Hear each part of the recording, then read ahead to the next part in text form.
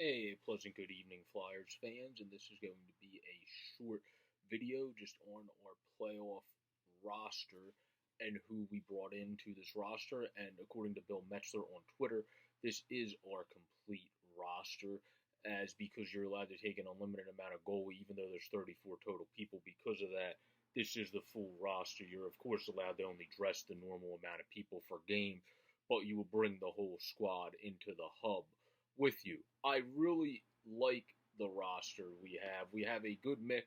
Obviously, you have all the obvious guys on. One guy that wasn't on there that some people I know thought would be on there is our second overall pick from a few years back in Nolan Patrick, who I love and wish all well. I think it is a wise decision for the Flyers to just focus on next season for him to get him back fully healthy and ready and raring to go.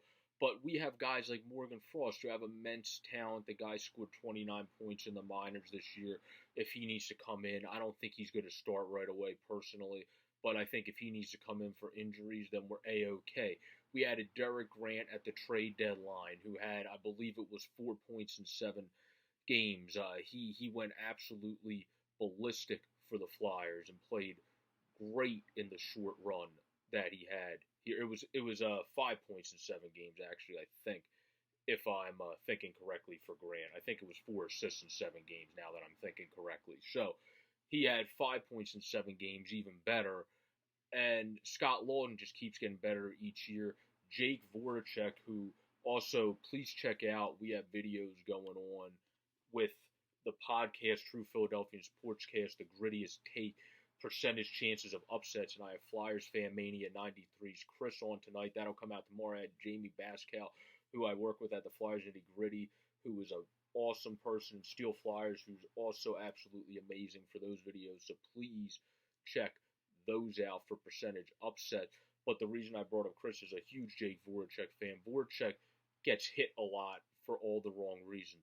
He's playing his best hockey this year, even if his numbers might not be the best of his career. He's playing his best two-way game, and that's what AV wants. He wants you to be able to move from the defensive end up to the offensive end. Ed Barkowitz wrote about it a couple weeks ago in the paper. I actually um, have the paper. I could look at. I'll get the quote for you guys about Voracek developing his defense more, and it it's a very nice quote of him saying exactly what it means to kind of focus in on defense.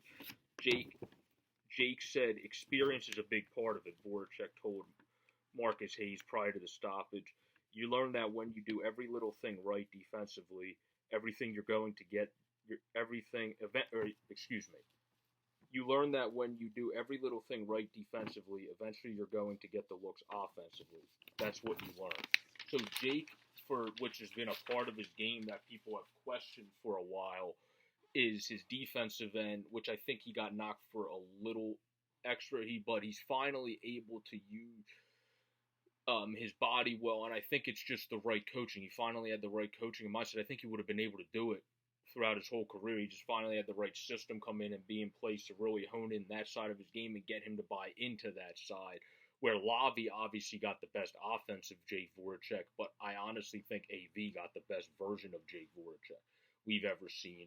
And that's very helpful going into these playoffs. And obviously, he's a huge part of the roster. A huge thing is JVR's back and fully healthy. Of course, he got going again and put up 40 points for us and would have had over the 20 goal plateau if the season did not stop. So he's a guy, again, that coming back, that's huge for us. You got Thompson, who has playoff experience. Bunny played amazing when he's up. AV complimented him. All in all, as Jamie Bascal said on the Flyers Nitty Gritty YouTube account that I, of course, do stuff for as well and love to. He talked about Alex Lyon. God forbid, hopefully we don't have injuries like that. But if he needs to step up, I, too, believe he stepped up against Colorado. AV instilled confidence in him. Sometimes it's just about the right coach coming in to instill the confidence. And then once you get that going, you're really able to hit the ground running. Anybody that stepped into our lineup this year stepped in due process.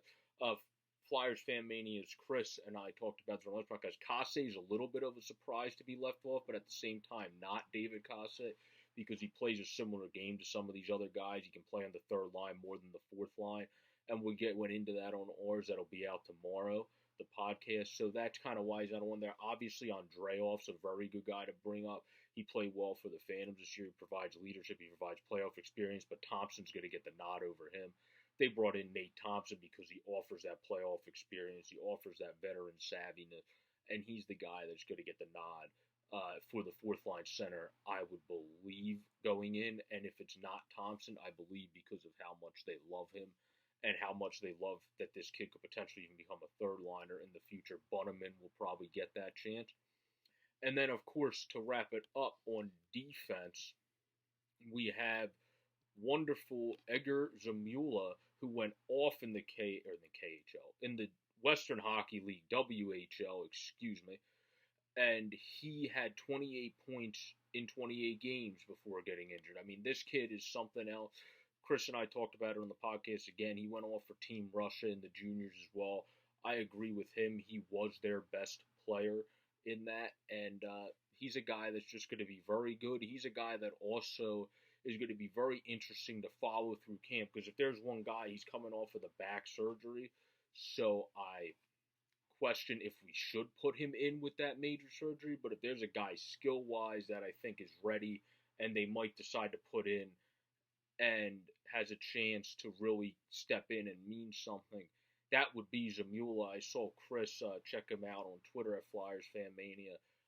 He tweeted out that Zamula has a chance to establish himself like Cal McCarr did in the playoffs. Obviously, Cal McCarr was a high draft pick. Zamula was undrafted, but hey, that makes sense because Zamula is a great offensively touted guy that's great in his own zone as well, and he's a guy that just saw we saw his talent. Other people, it's not that they didn't see it; they just didn't think it would project to really what it did. All his raw skills he had when he went undrafted, they didn't think would become so unison and impact right away and as quickly as they did. And of course, the Flyers, just like they hit on Myers, hit swimmingly on Zamula, and I believe he's going to be praying he stays healthy, and I believe he will. A great defenseman for this team that actually has a chance to do something in this postseason. And of course, they called up Astamenko, who went off for ECHL. He was their goaltender of the year. He's a guy that's a good fourth option. We're not going to have to use him, but that's very good experience for him as well. All these young guys being able to get in this camp. I ended our podcast with Chris C. It's a blessing in disguise. You never want the world to be like this, but it's a blessing in disguise coming back to have these guys be able to get experience like Zamula, Ostamenko in camp, who might be a money-saving backup in the future, or Lyon in camp again, who's mostly been with the Phantom, but stepped up big time like against a team like Colorado this year. He could be a money-saving backup potentially. So getting all these guys experience is huge, especially the Farabees of the world, the Frost being in camp, the Trinskis, who could be a starter fourth liner for you next year due to the guys we're losing. Bunneman, who's definitely likely to be starting for you next year due to the guys we're losing. It's great to get all this experience for these guys. But this has been a short video on the roster, and I hope everyone has a great and safe night. Peace out, everybody.